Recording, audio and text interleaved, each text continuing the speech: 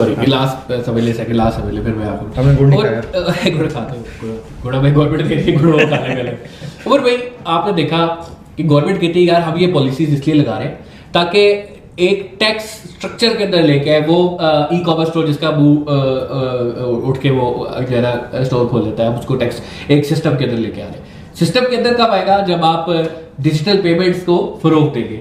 लेकिन जो पॉलिसी लगाते हैं उसके अंदर अगर 10,000 रुपए की इलेक्ट्रॉनिक्स आप खरीदते हैं तो digital banking through right channel के थ्रू पेमेंट करने पे 100 रुपया टैक्स, और अगर कैश से पेमेंट करें जो कि कहीं रिकॉर्ड में नहीं आएगा 25 रुपये टैक्स।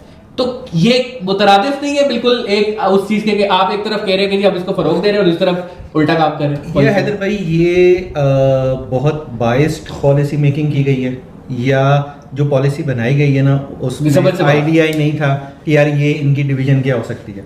सही, ठीक है, तो हम अगर बेनिफिट ऑफ डाउट दें तो इसमें ये है कि जो पॉलिसी मेकर्स थे ना उनमें कोई भी ऐसा बंदा नहीं जिसने कभी ज़िंदगी में फ्रीलांसिंग की हो, जिसने अपना कोई बिजनेस किया हो, कोई ई कॉमर्स उसने किया हो, कोई स्टोर बनाया हो, उसकी शायद फेसबुक इंस्टा की प्रोफाइल भी नहीं हो। सही, ठीक है, तो इस तरह के लोग अगर वो पॉलिसी बनाएंगे तो वो पॉलिसी नहीं बनेगी। तो सबसे बड़ा तो फ्लॉ ये निकल आया ना कि सबसे पहले जो सबसे इंपॉर्टेंट फ्लॉ है कि यार स्टेक होल्डर्स को उस पॉलिसी में ऐड ऑन करना is a very important thing. सही, और मैं देख रहा हूँ कि स्टेक होल्डर्स फिर अब एहतजाज भी कर रहे हैं। लाहौर में प्रेस क्लब था, अब कल कराची प्रेस क्लब में इंशाल्लाह होने जा रहा है। इसके बाद फिर हमने डिफरेंट ऑफिशियल्स के साथ जो कि गवर्नमेंट ऑफिशियल्स हैं उनसे रिक्वेस्ट की है कि यार आप हमें मीटिंग का टाइम दो, आप हमें अपना जो मुद्दा है वो बयान करने का मौका दो कि हम आपको एक्सप्लेन कर सकें और वर्ड बाय वर्ड आपने एक मुसविदा तैयार करके भी भिजवाया है government office ministry of commerce में। मिनिस्ट्री ऑफ कॉमर्स में जा चुका है, फाइनेंस मिनिस्ट्री में जा चुका है, पीएमओ में जा चुका है। ठीक है, इसके अलावा हमारा ये 2 एजेंसी ये अपनी और हैं, मिनिस्ट्रीज और हैं। ठीक है, तो वहाँ पे जा चुके 5 से 6 मिनिस्ट्रीज को हमने अप्रोच किया है। फिर हमने पीएम हाउस को अप्रोच किया है कि हम अपना इस मुद्दे को बेसिकली हाईलाइट करना चाहते हैं, इस बात को हाईलाइट करना चाहते हैं कि आप पॉलिसीज बनाओ, हम टैक्स देने के अगेंस्ट नहीं हैं। अगर हम 100 रुपये कमा रहे हैं तो 100 रुपये में से 2 रुपये टैक्स देने में कोई हमें हर्ज नहीं है।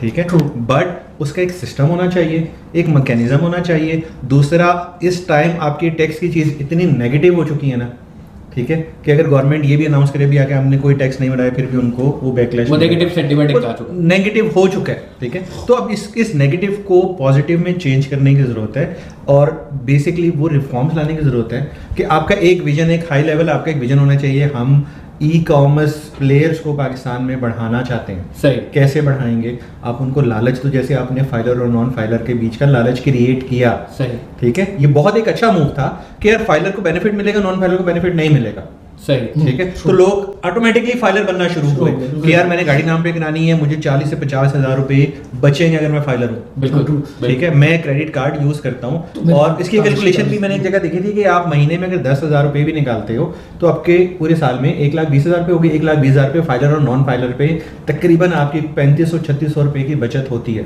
It's a big number. बिल्कुल, उसी तरह प्रॉपर्टी की मूवमेंट में बहुत आपको, तो आपको अगर छोटे और बड़े लेवल के ऊपर बात करें तो आपको फायदा हर जगह पे है। वो एक बहुत अच्छा मूव था यार, मुझे किसी ने प्रवोक नहीं करना, किसी ने जबरदस्ती नहीं करना, मैं खुद फाइलर बनने जा रहा हूँ कि यार मुझे से फायदा नजर आता है अपने लिए। तो इसी तरह आप ई कॉमर्स को पहले थोड़ा सा बिल्ड करो, 1-2 साल का उसको टाइम दो। आपने 2018 तक की पॉलिसी बनाई कि आईटी के ऊपर जी हम टैक्स नहीं लगा रहे। बड़ी एक अच्छी रिफॉर्म थी वो, जिस गवर्नमेंट ने भी लगाई। ठीक है, बड़ी एक अच्छी वो चीज़ थी कि हम टैक्स नहीं लगा रहे जी, बगैर टैक्स। अब उस ज़माने में कितने सॉफ्टवेयर हाउसेस बने। ठीक है, हर बंदा सॉफ्टवेयर की तरफ आया। क्यों? यार टैक्स नहीं है, गवर्नमेंट सपोर्ट कर रही है। ये गवर्नमेंट की सपोर्ट है ना कि वो आपसे टैक्स नहीं ले रही। ठीक है, ये एक सपोर्ट की तरह ही है ये भी। तो आप ई कॉमर्स को इस टाइम अनाउंस करोगे जी हम ई कॉमर्स को सपोर्ट कर रहे हैं, हम ई कॉमर्स से टैक्स नहीं ले रहे, या टैक्स स्लैब बना दो। जो घर से लोग बैठे काम कर रहे हैं यार, उनके एक लेवल तक उनके लिए कोई टैक्स नहीं है। वो इस लेवल से पार जाएंगे तो उनको टैक्स लगेगा। टैक्स जिनको लगेगा उनको ये बेनिफिट्स मिलेंगे। ठीक है, अब वो डिफरेंट किस्म के बेनिफिट्स भी हम डिस्कस कर सकते हैं, या उनको भी अलाइन कर सकते हैं, और हजारों ऐसे बेनिफिट्स हैं जो कि हम ई कॉमर्स में टैक्स और नॉन टैक्स के ऊपर भी अप्लाई कर सकते हैं। क्योंकि इसमें हैदर एक बात और उमर एक बात और ये कि हमारा ओवरऑल जो यूनिफाइड नैरेटिव है दैट्स वेरी सिंपल कि स्ट्रक्चर होना चाहिए, पहले भी होना चाहिए था, अब भी होना चाहिए, लेकिन उस स्ट्रक्चर से बेनिफिट क्या है, एक दूसरा उस स्ट्रक्चर की स्लैबिंग क्या है, और वो ड्राफ्ट किसने किया है। अगर वो उस बंदे ने किया है या वो उस शख्सियत ने किया है या उस फॉरम ने किया है जिनको ग्राउंड रियलिटी का आइडिया नहीं है, जिनको स्टैटिस्टिकली आइडिया नहीं है कि क्या होने जा रहा है, और अगर वो डिजिटल इकोनॉमी पे इम्पैक्ट कर गया, so this is one of that industry जो ईयर ऑन ईयर ग्रोथ कर रही थी। सो एट द एंड जो इसको इनकॉर्पोरेट कर रहा है उसको सबसे ज्यादा नुकसान है, क्योंकि अगर आप पूरी जर्नी को देखें ना, तो अगर एक बंदा यहाँ पे लोकल बिजनेस करता है, एंटरप्रेन्योर बनता है, तो कल को जब वो यहाँ पे ग्रो करता है, तो वो जब बाहर जाता है और या यहाँ से बैठ के बाहर काम करता है, तो तब आती है फॉरेन रेमिटेंस। उस फॉरेन रेमिटेंस के ऊपर जो है आपका करंट डेफिसिट और ये सारी चीजें, आई गेस जिन लोगों को पता है इसका, उनको प्रॉपरली आइडिया है कि इस वक्त वो हमारे लिए कितना बड़ा उसका एडवांटेज है। बिल्कुल सही ऑक्सीजन है, ऑक्सीजन है, मतलब वो सांस है। तो ये अब पता नहीं टैक्स है या वैक्स है, मतलब इसको टैक्स वाली कैटेगरी पे रहे।